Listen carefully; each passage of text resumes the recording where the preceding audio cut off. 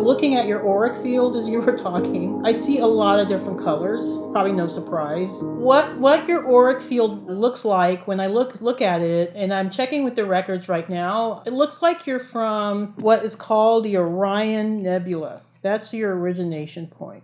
I know I've spent many lifetimes there. It's not Orion, the constellation, it's the nebula, okay? So there's a difference, okay? Orion Nebula, if you see pictures of it, it's magnificent looking. It's multitude of colors. I mean, it looks like someplace God would live, okay? And I'll have to send you a picture. Let me make a note of that. I would love that. From what I've seen in the records, that's basically where Source resides, is the Orion Nebula.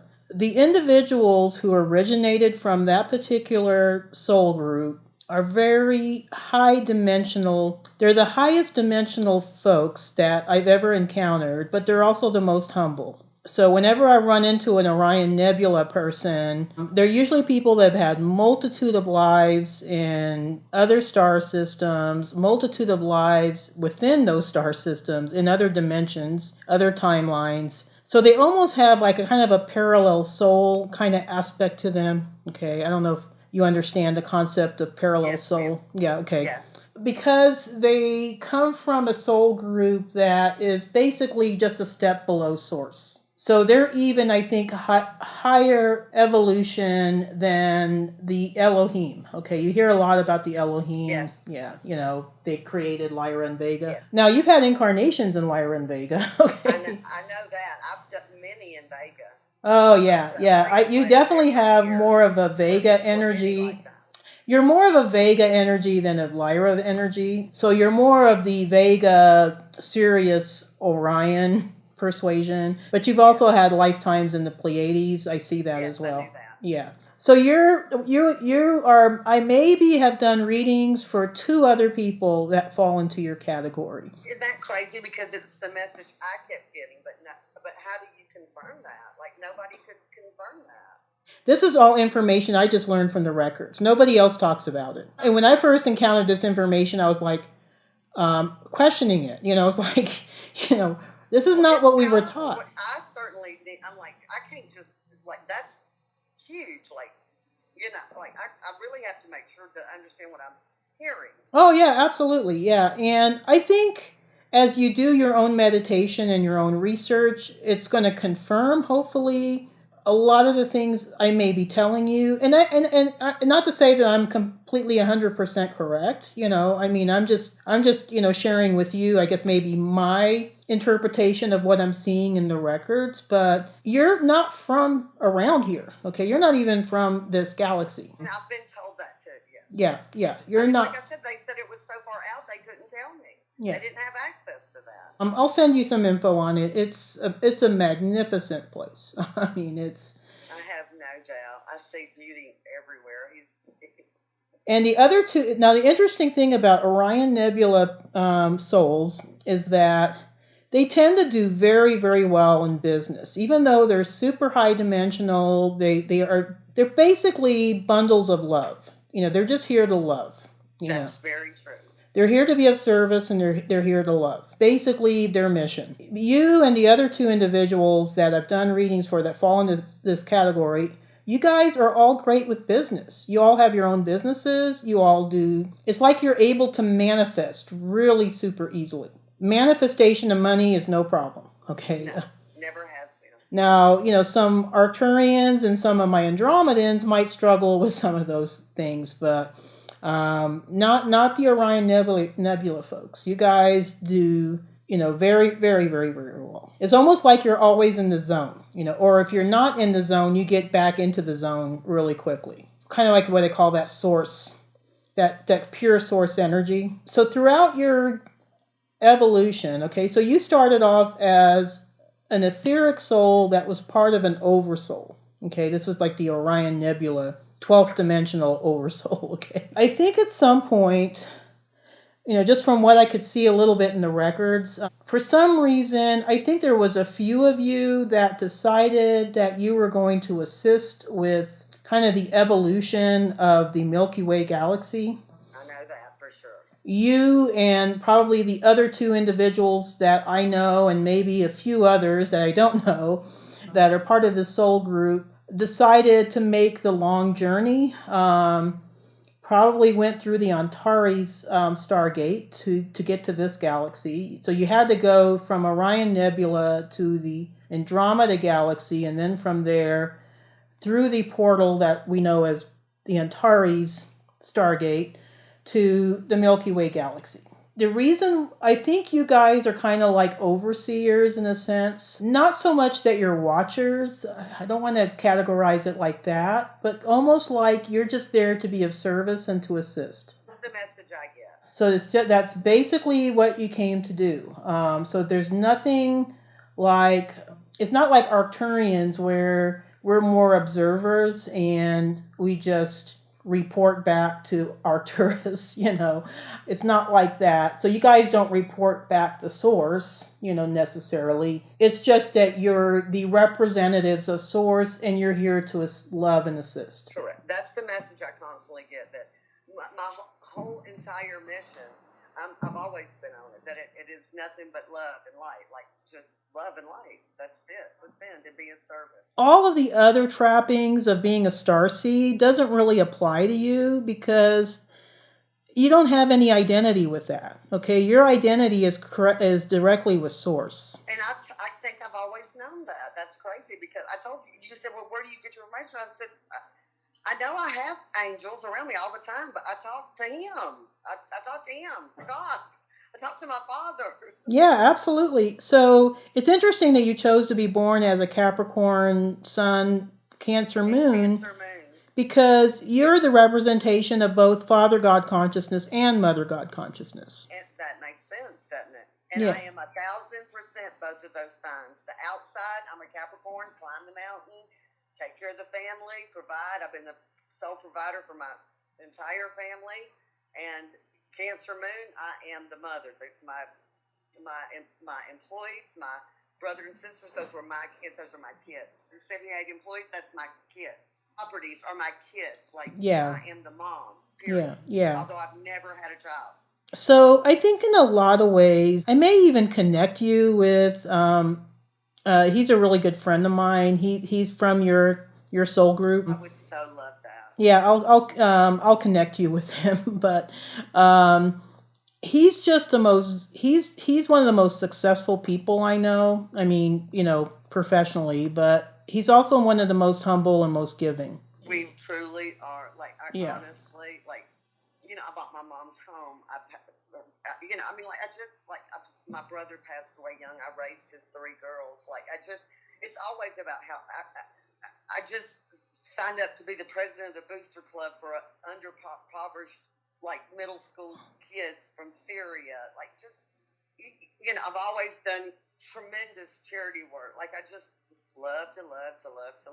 Yeah, no, you're like the purest representation of pure source love, source love. Okay, like Christ consciousness. You said, that's probably maybe a better way of putting it. But Christ consciousness is basically operating from the vibration of love. I think part of your mission, as far as being here on Earth, okay, and you've done this, I think, in lots of other star systems. So it's not just been Earth, but you've done it in Orion, you've done it in Sirius, you've done it in Procyon, God knows where else you've been, but you've done this. What you come here to do is to help shift the current vibration of that planet to the higher vibration of love. But of course, because you can't do this as an etheric being, you have to incarnate as a representation of the species of beings that live on that planet. You've incarnated as a multitude of different star people. When I look at your auric field, it's a multitude of colors. I mean, I can't even pinpoint like how many different places you've been to. You've been to pretty much all of them in this galaxy. I know that for sure. You've also spent some time in Andromeda Galaxy. Okay, so you're familiar with Andromeda Galaxy. I think part of your evolution, at least for now, will be, I think you're always going to do the property management work. I don't see you giving that up. You don't?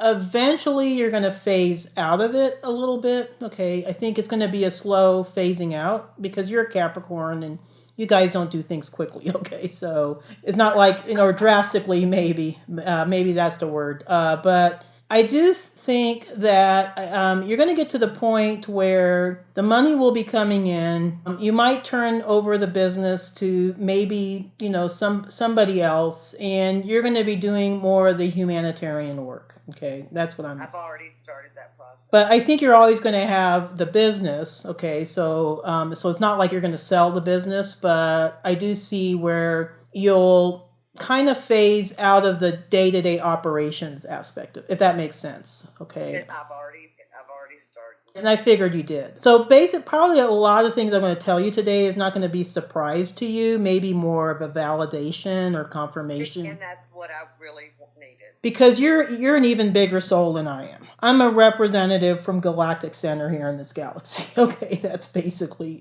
what I am. Not that that's, minuscule. Okay, I'm not trying to downgrade who I am, but you came from, 12th dimension, okay, originally. And I knew that. I Yeah. did know that. For you to be here on Earth, I can understand why it's been so difficult for you in the last, few years, because the vibration here is very dense compared to where you came from, and you probably feel the density even more so than, say, somebody from the Pleiades or Sirius, so, and I think you're so empathic that you feel a lot of the suffering on the planet as well. I do. I have to do major clearing and grounding every day, and I have to get to the ocean a lot. That was from your Sirian and Orion lives, I think. So it feeds my soul, and the water feeds my soul. I'm the same way, actually. That's why we own a place in Central America, because Colorado, we have no water. And honestly, that's where I feel like I'm being called. I'm not sure where. I feel kind of maybe Guatemala. I feel like that I'm meant to go on and do something for the children. Well, there's quite a few countries there that could use your help, and we'll talk later. But I think Costa Rica's doing really well. Costa Rica was on my list for the longest, but it's doing better. No, they're doing pretty good. But I would say Nicaragua, Honduras, Guatemala. You know what? I love Honduras, but I just can't. Oh my God, it's so painful when I'm there. It's hard to be there. I know that they need it the most, but I just can't. I just cry and cry and cry when I get there. I don't know if I'm strong enough for that one. Yeah, it's hard to be. It's hard to be in Guatemala at times too. So. I know. Yeah. I know, but I know that I'm meant to do that. I know I am. That's where I see you directing your energy towards in the next few years, where I think you're always going to have a hand in the business that you're currently in, but I just don't see you doing the day-to-day operations anymore. You're going to be like, turning it over to somebody else. The money will still be coming. And it was almost like you had to manifest the money so that you could do the work that you're really supposed to be doing. I'm trying to see if there's any lives, off-planet lives, that stood out. Can you tell me, like, the twin flame?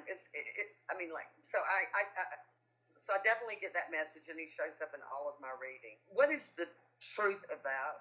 What in your mind? I mean, we're one soul split into two. Do you believe that? No, absolutely. Yeah. No, I think you're representations of the same soul. Now, it's interesting that you've met your twin flame. I have. Yeah, so. It's crazy that we were friends for so long, and we're in the same business. Our passions are the same. We're always connected on our passion and friends. And I swear to God, it was like that was the day I was supposed to wake up. Like, he opened the door, I looked back, he looked at me. We both had all these images come in our mind. Neither one of us had thought we'd lived before. All of a sudden, we saw so many lives flash in our eyes where we were together in love. It was the most bizarre thing you've ever seen in your life.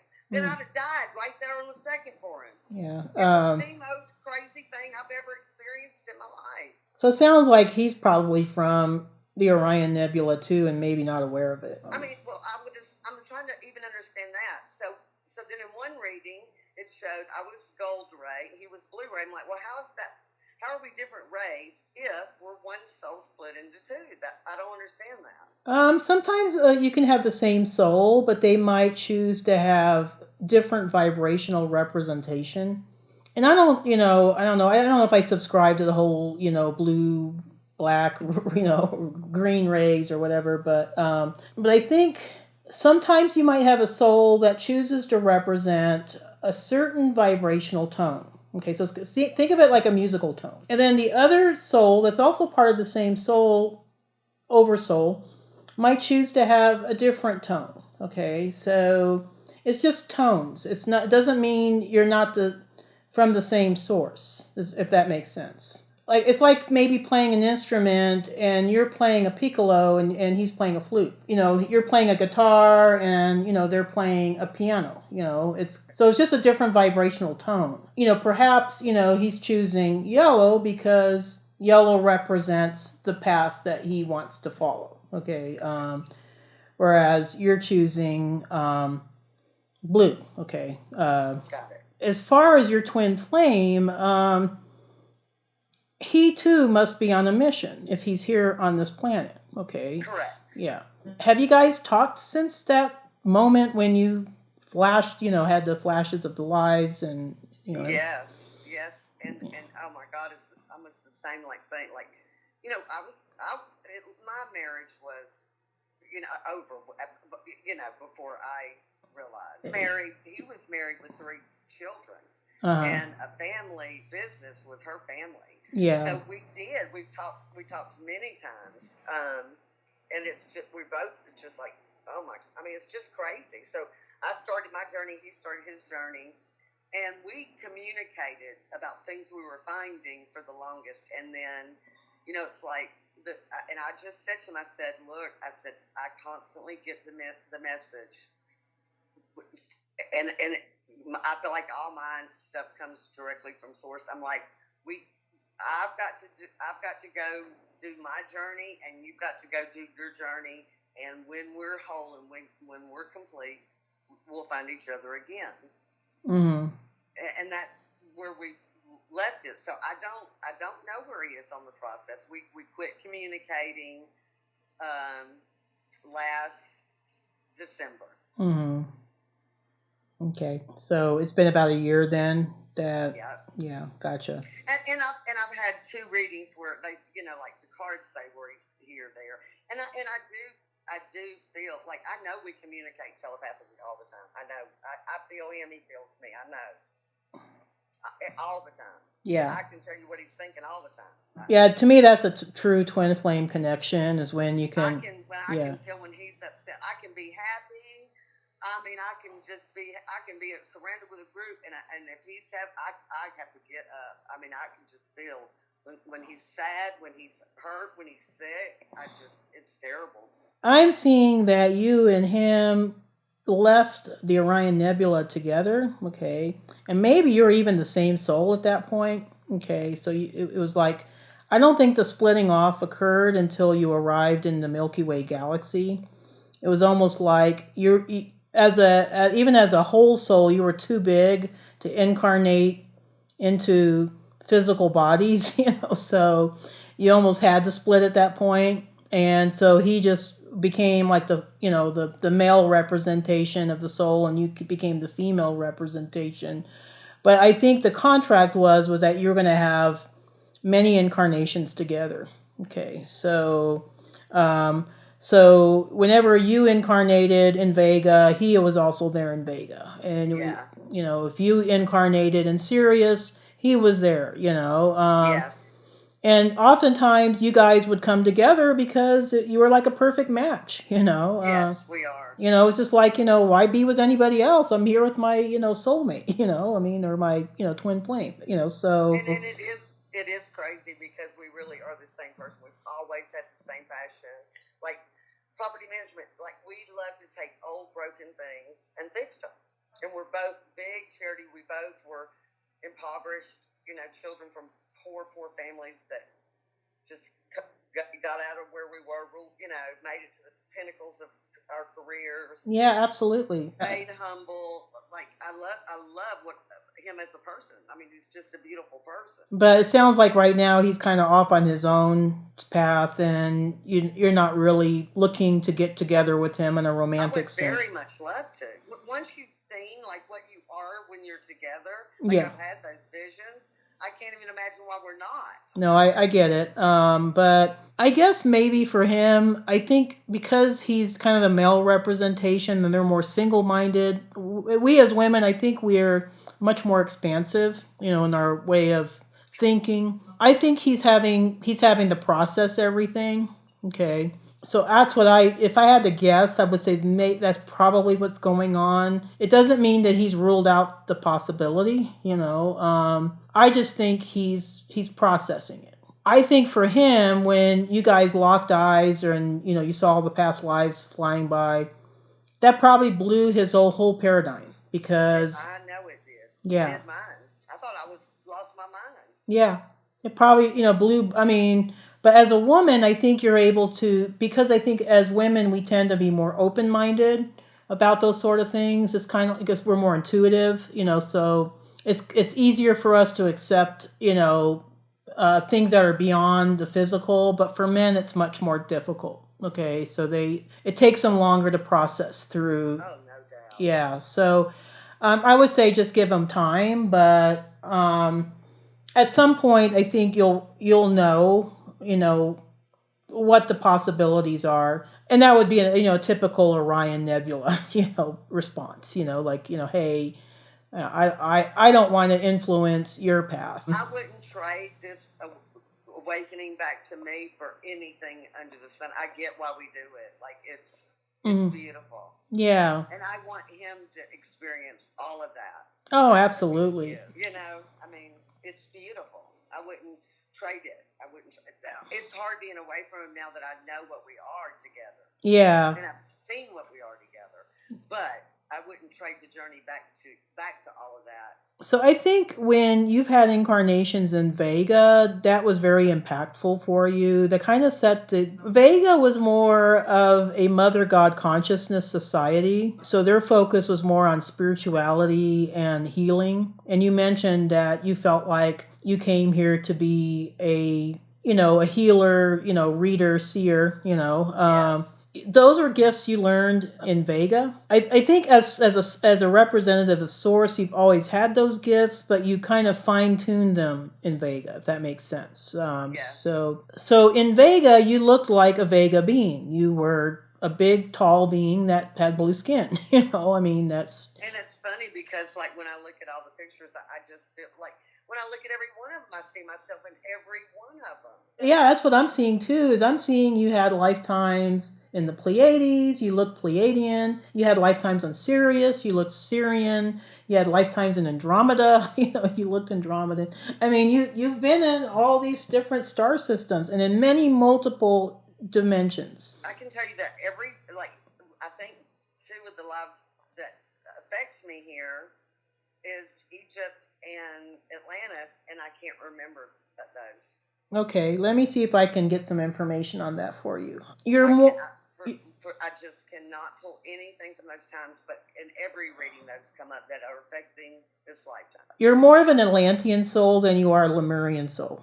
Okay, I don't see a connection with Lemuria. I think you might love the culture, but I do see you're more of an Atlantean soul. I think the reason why that life has impacted you so much was because you were in Atlantis when Atlantis was still fifth dimensional. And I think I was there when it fell. When it fell. I think Edwin stayed, and I think I left. Yeah, you left for Egypt.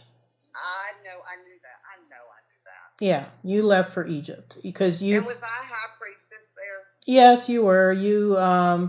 You had the gift of sight. I think you saw the fall of Atlantis and you decided to hightail it out of there. You were trying to warn others. Nobody wanted to believe you because they thought... I knew that in my heart. So Atlantis was infallible, so they just thought you were crazy, so you're kind of like Cassandra, talking about, the fall of Troy. And that's why I don't want to remember because I know. It was painful for you to leave. I knew. Yeah, it was painful.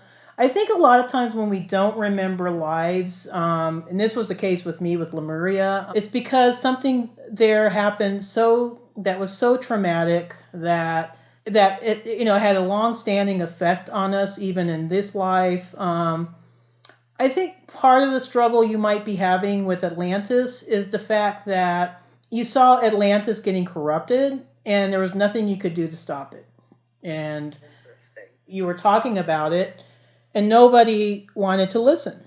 It was kind of like you were talking into a wall. And so you got fed up and you just left. You said, I'm not staying. I'm going to Egypt. I don't think you realized where you're going, but you ended up in Egypt, okay? But yeah. Atlantis was one of those big disappointments. It started off glorious. It was one of the most glorious civilizations we've ever seen on this planet, and in the beginning and ever since. It had all the technology, and yet it had this, the promise of high spirituality, which never really quite materialized. The Atlanteans became corrupted from within, from negative Orion factions and factions from Maldek. Okay, and they started, I guess, getting into ego. I guess it became very patriarchal society. It wasn't meant to be like that, but that's what it ended up becoming. I think in some ways the reason why Atlantis is so impactful for you is because you're seeing that happening in the United States.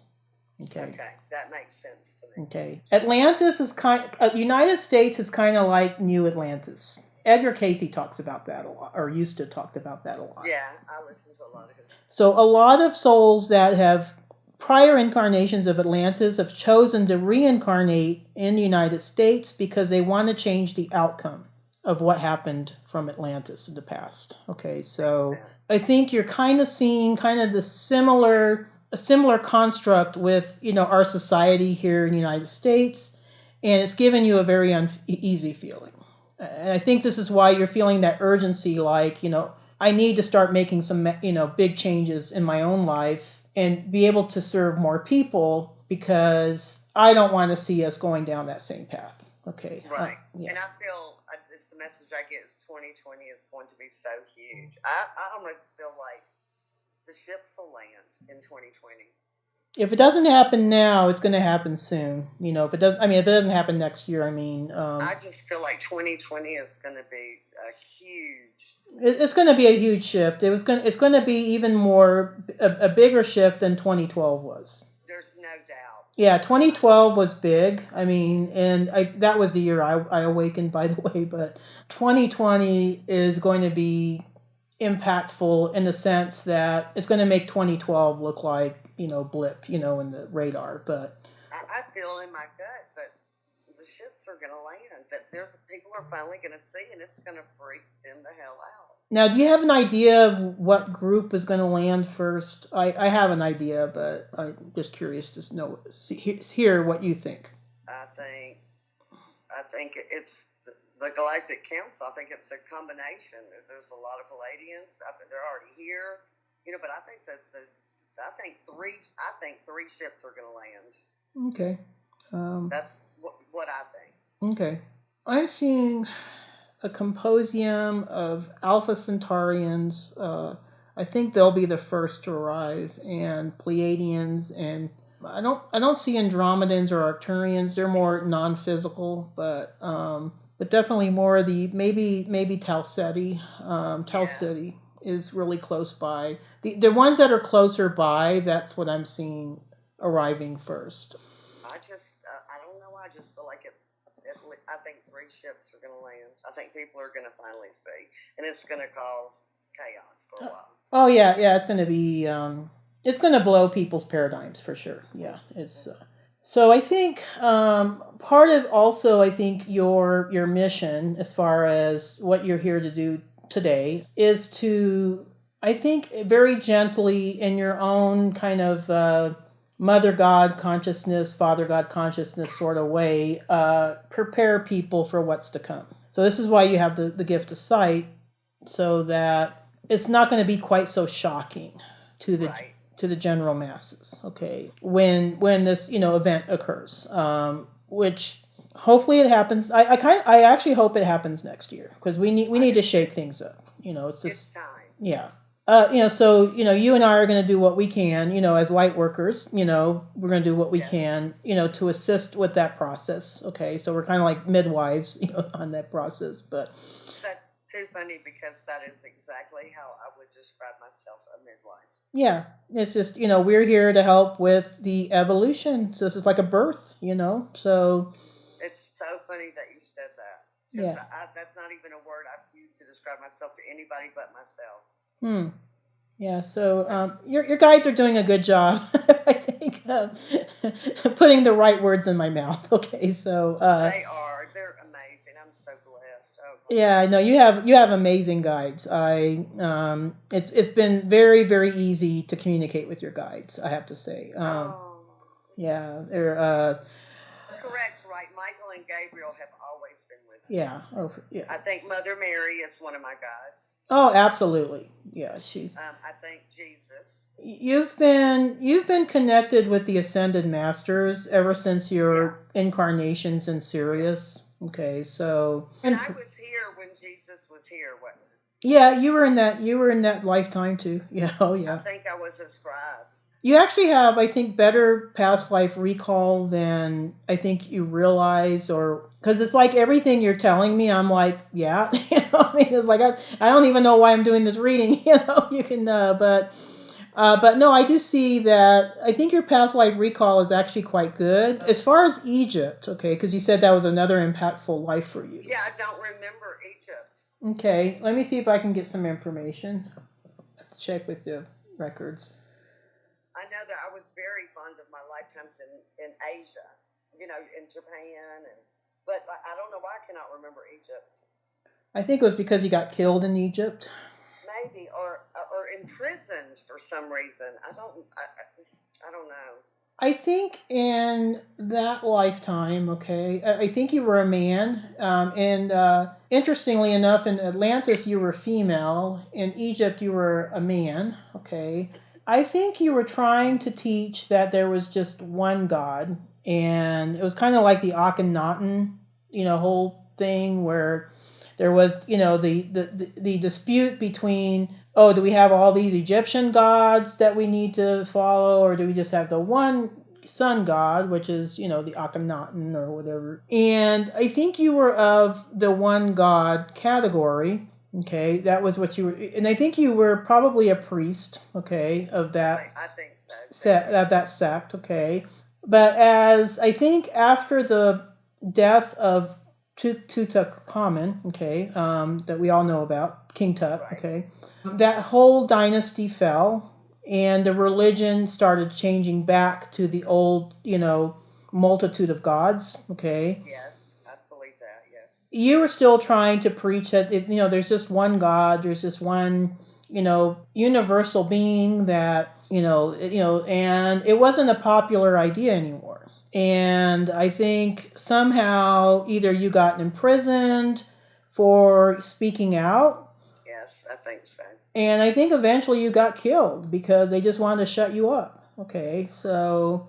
I think I was also killed in France for my in England for those beliefs. So you've had, I would say you had some very wonderful, magnificent lives on planet Earth, but you also had some very difficult and humble lives where it was. I know I was an orphan.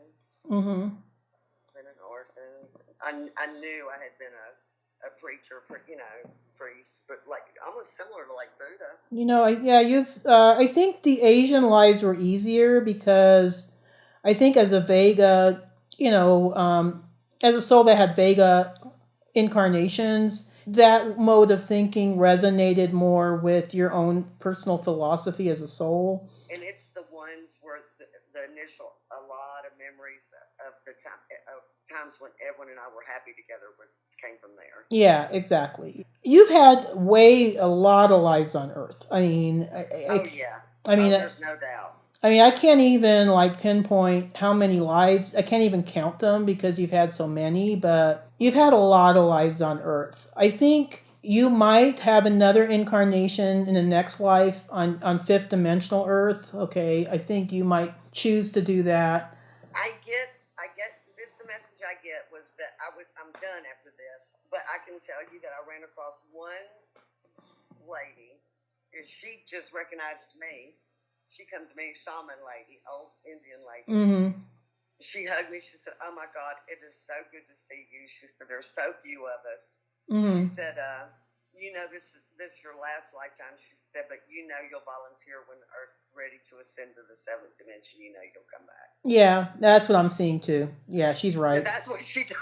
Yeah, that's that's what I'm all seeing she too. said to me. Yeah, I'm seeing that you're gonna say, you know what, I'm done, Earth ascended, everything's good, but then you're gonna be like, oh, maybe I'll go back for one more life. Yeah, that's what she told me. Yeah. So yeah, so it sounds like she and I are seeing the same thing, but no, no, I think you're gonna be like, I've spent a lot of lives on Earth. Time to close this chapter. But I Let me think. ask you one other thing that Sure. I've been told, and it was very comforting to me. The message I got, and I just want to verify that my mother in this lifetime, we always incarnate together, and I think that sometimes I've been the mother and sometimes she's been the daughter. Yeah, I see that pretty often with certain soul groups. I get more of an angelic energy with your mom.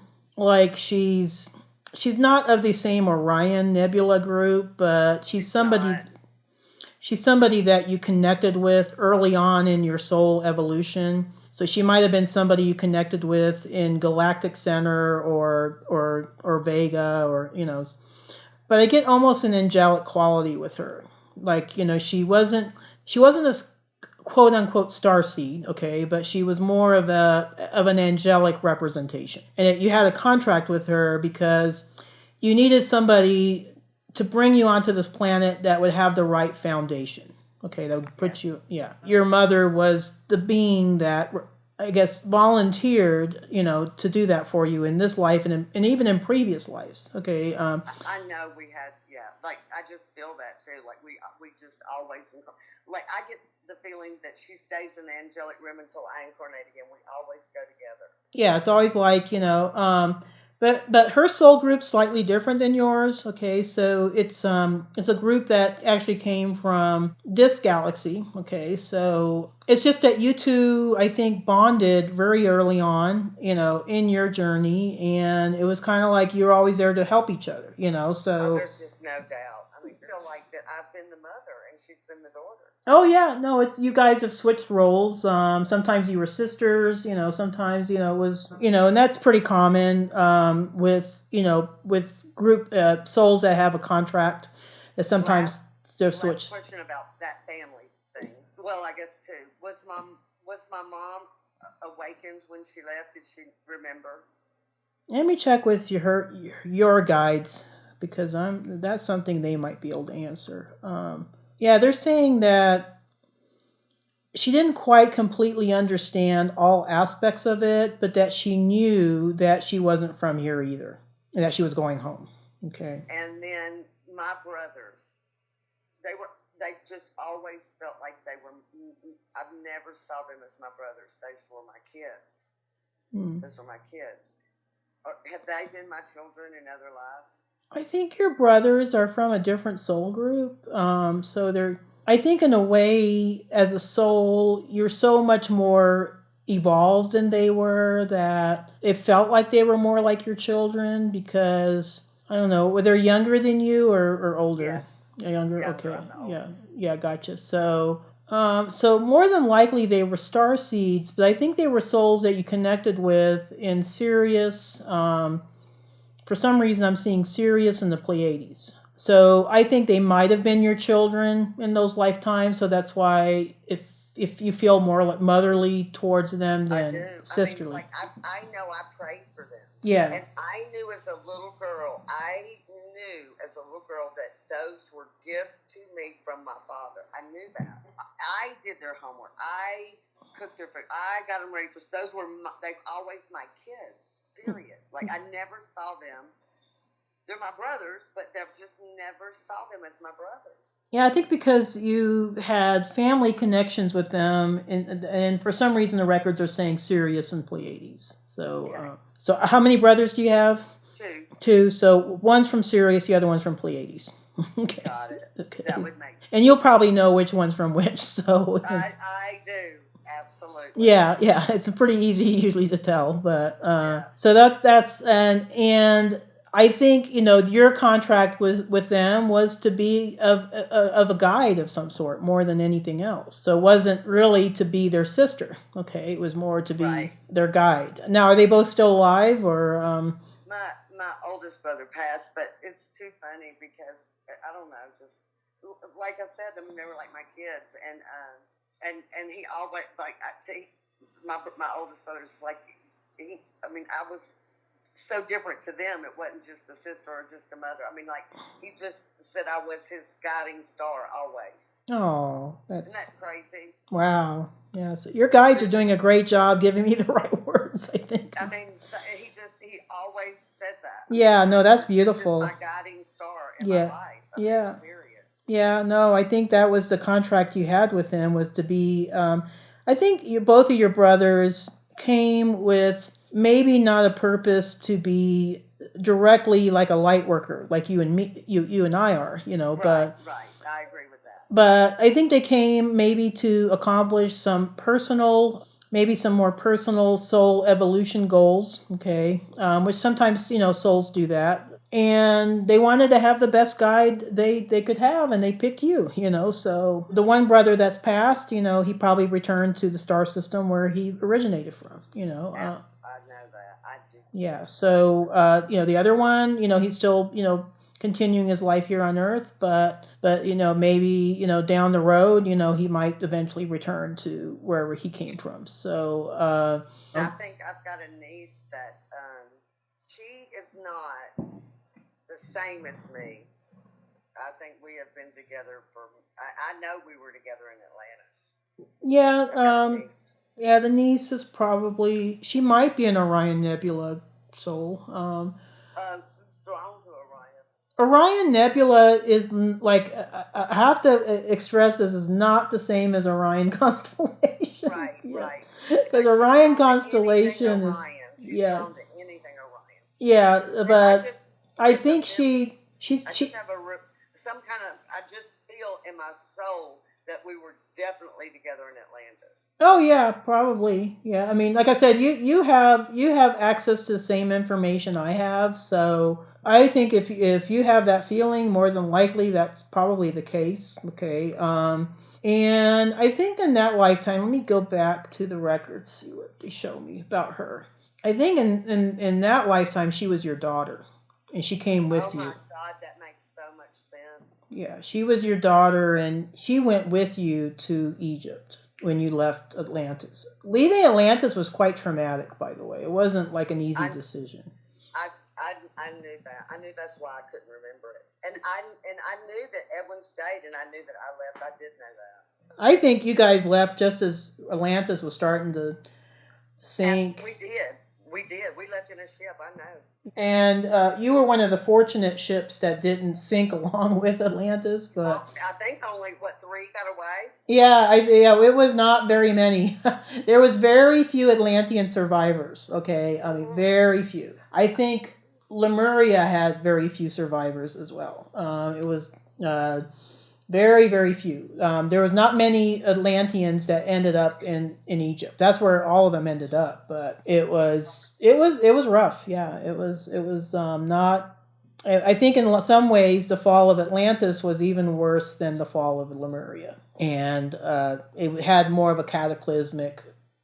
Honestly, every time I see, and it's such a sadness for me. It's so I mean, like it's supposed to, like we're ushering in the golden age, Lemuria, Atlantis, and to me, when I know I was there, and when I look at the images, and I just am it's just so sad. So that's why I know. I mean, and why I can't pull memories. I cannot pull memories. I think as you start developing more of your, psychic or, more of your, what they call, clairvoyant gifts, you'll start seeing more of what happened. You'll be able to see it like I'm seeing it. Maybe I block it on purpose. I think you do. I did the same thing with my past life in Lemuria. I didn't want to remember. It was too painful.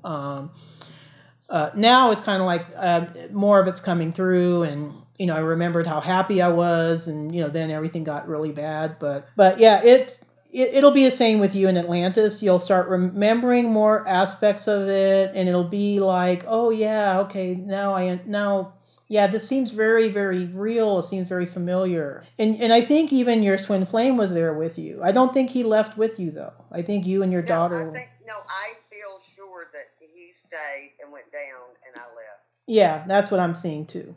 Yeah. That's what I think that was the most painful aspect of Atlantis for you. Yeah, I think I've always known that. Yeah. Was that? I knew I left. Yeah, you did. And like I said, you were one of the very few ships that survived. Very few. I think he was stubborn, and maybe he didn't want to believe that things were as bad as they were, and you guys fought about it. I'm seeing that. And you guys fought about it. I'm seeing that. You wanted him to come with you, and he didn't want to go. He wanted you to stay there, and you said no, I'm going.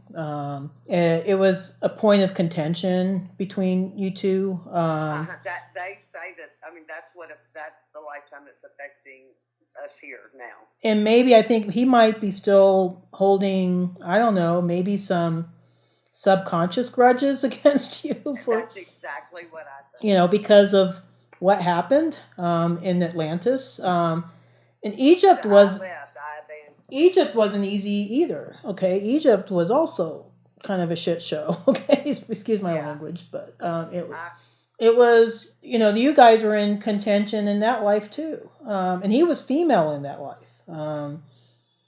And he kept telling you to, give up, your beliefs and, go with the program. And you were just like, no, this isn't, that's not the truth. You were always all about the truth. That's something. I am. Oh gosh, there's no doubt. And one thing I told God, I call him Father. I mean, like I said, look, if there was ever a time that I doubted my faith, don't show me that. Don't show me that. That would be the one thing I cannot see.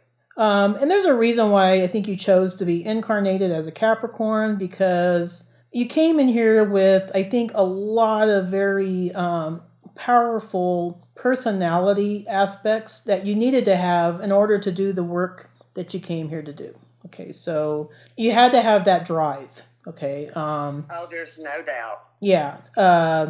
And I mean, I haven't met a Capricorn yet that didn't accomplish everything on their, to-do list. I mean, it's, and some. Yeah. It's just, you all are like that. Oh my God, straight A student, never missed a day of school. Went to work when I was 9 years old. By 16, bought and paid cash for a car. I mean, like no, crazy. Yeah. Everything I set my mind to, I was going to see the world. I was going to do 1 year plan, 2 year plan, 5 years, 6 months. I mean, go. Yeah, no, you guys are great goal setters, and you meet your goals. I mean, that's the thing. That's always. Yeah, you guys meet your goals. So I admire Capricorns quite a bit, because no matter what situation you're in, you get yourself out of it really fast. I mean, it's like, no matter how bad things get. I think for you, you had to go through some of those experiences, and I know we mentioned this before, but it was almost like you had to understand the struggles, the human condition. There's no doubt. I did it all. I mean, like I was molested. I chose all that. Father abandonment. How else are we going to lead people if we don't choose to go through it? Yeah, exactly. Whichever country you choose in Central America is going to be very, very honored, very blessed to have you there. So I'm kind of, I'll be interested to see where you end up, but I think you're going to make a big impact even on people in the United States. So it's not just going to be overseas, but it'll be also, you'll be getting involved with some charitable work here that's going to have a big impact. It's crazy because when I come off that bathroom floor, I told you, he told me I was going to write a book. Mm-hmm. It's so crazy because, I mean, like, I knew what the chapters would be. I knew the name. And I have been writing. This makes no sense to me. So I've been writing throughout this whole journey. Mm-hmm. And I went to Mount Shasta for 11/11 because I felt called to be there. I mm-hmm. wanted to, feel the energy. left my computer without backing it up, left my computer in the airport. It is gone. My book is gone. And I'm like, am I getting the wrong message? Is the book not supposed to be? Was that just supposed to get me through the healing, or am I supposed to write this book? Am I supposed to start over? Like, I haven't got that message yet. Let me see. Let me check But with I you. have not written again since I lost my computer. Oh, wow. Okay. Let me check with your guides and see if they say anything about that. Okay. Okay. I think it was meant to be more of a healing process for you. Okay. I think you will write a book, so I don't think, but I think the format is going to change. Okay, that makes sense. And I think it was almost purposeful that all the, stuff got lost. I think so too. That's why I couldn't even cry about it. At first, my heart like sunk, and I'm like, okay, nothing happens to me that doesn't have a very specific purpose and message. So, and I haven't written again. I'm like, when I'm supposed to do what's next, they'll show me. Yeah, I think that's basically how it was supposed to play out. It's not like the information is lost, really, because it's still within you, but Correct. I just think when you do the rewrite, it's just going to flow, it's going to flow easier and it's going to flow differently. That makes sense. Yeah, Me, yeah. actually. Yes. Because it's coming from a different place than where I started. Exactly. Yeah. So I think you're meant to write from the higher evolutionary perspective that you have now, rather than where you were a few years ago. Okay. So it's going to actually be a better piece of work in the long run. Thank you so much.